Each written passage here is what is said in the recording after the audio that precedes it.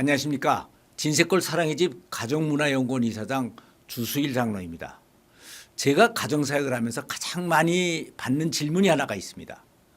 그것은 바로 제가 어떻게 가정사역을 하게 됐느냐라고 하는 질문입니다. 그런데 이런 질문을 많이 받는 데에는 그럴 만한 이유가 있습니다.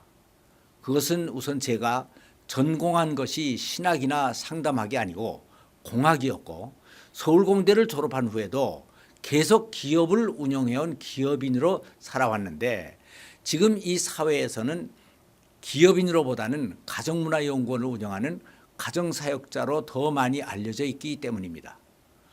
제가 가정사역을 시작한 것은 25년 전 1988년도의 일입니다. 그런데 그때는 가정사역이라는 말 자체가 없었습니다. 그러니까 저는 처음부터 가정사역을 한다고 시작을 한 것이 아닙니다. 크리스천으로서 열심히 전도를 하고 제자를 양육하고 그들의 가정생활과 직장생활까지 신앙적으로 지도를 해주다 보니까 그것이 바로 가정사역으로 발전하게 됐던 것입니다.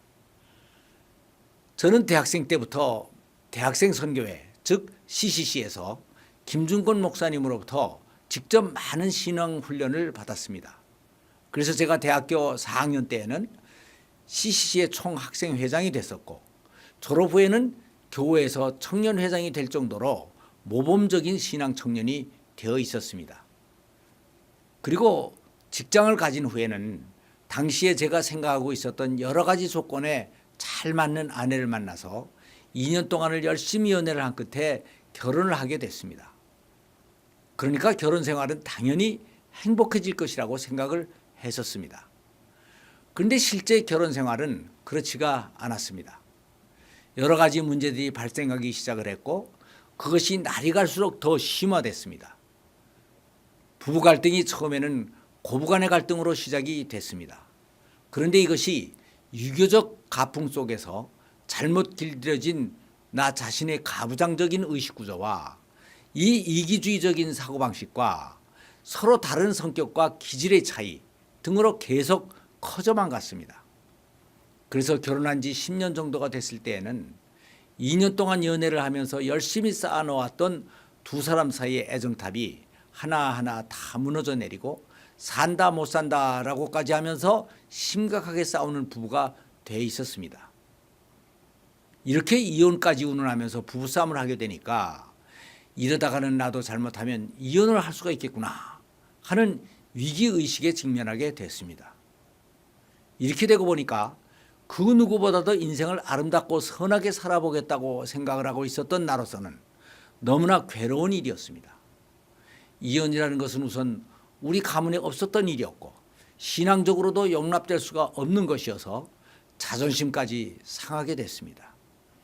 그래서 이혼까지 운운하며 대드는 아내에게 저는 이렇게 대답을 했습니다. 내 사전에는 이혼이라는 단어가 없소. 그러나 우리 둘이 다 정이 떨어졌으면 같이 살 수가 없겠지. 그러니까 당신은 애들을 데리고 나가서 따로 사시오. 생활비는 내가 계속 대줄 것이고 그렇다고 한 번 연애와 결혼을 하고 실패를 한 내가 다른 여자와 사귀고 다시 결혼하는 일은 없을 것이오. 그러니 안심하고 나가서 살다가 혹 미워하는 감정이 사라지고 다시 서로가 필요하다는 생각이 조금이라도 들면 다시 들어오시오 하고 얘기를 했습니다. 결국 일종의 별거를 선언했던 것이었습니다. 그랬더니 다행히 아내도 그 후에는 이혼이라는 말을 더 이상 꺼내지를 않았고 지금에 와서는 오히려 그때 제가 그렇게 말해준 것이 아주 고맙고 믿음직했다는 것이었습니다. 그래서 저는 그 후부터 저희 부부의 문제를 놓고 하나님께 진지하게 기도를 하기 시작했습니다. 전에는 제자훈련이나 민족보고말을 놓고는 열심히 기도를 했습니다. 그러나 우리 부부 문제의 정도야 내가 스스로 잘 알아서 하면 되지 뭐 그런 것까지 하나님께 기도를 하나 하는 생각을 가지고 별로 기도를 하지 않았던 것입니다. 그러나 지금 이것을 돌이켜보니까 너무 교만하고도 믿음도 잘못된 것이었습니다. 그래서 그때부터는 열심히 기도를 하는 한편 성경적인 가정생활의 원리에 대해서 또 열심히 공부를 하게 됐습니다. 그러다가 하나님께서 인간을 지으실 때부터 인간을 남녀로 만드시고 가정을 이루고 살게 하신 목적과 뜻, 또 부부가 행복하게 살아나가게 하기 위한 성경적인 원리, 그리고 부부가 하나됨을 이루기 위한 남편과 아내의 책임과 역할 등을 깨닫게 됐습니다. 그리고 이것을 저희 결혼 생활에 적용을 하며 살기 시작을 했습니다. 그랬더니 상황이 180도 바뀌었습니다. 힘들었던 부부관계가 회복된 것은 물론 연애 때 사랑했던 아내와의 감정이 되살아났습니다. 그래서 저는 똑같은 사람과 사는데도 하기에 따라서 이렇게 다를 수가 있나 하는 생각을 하며 놀라게 됐습니다.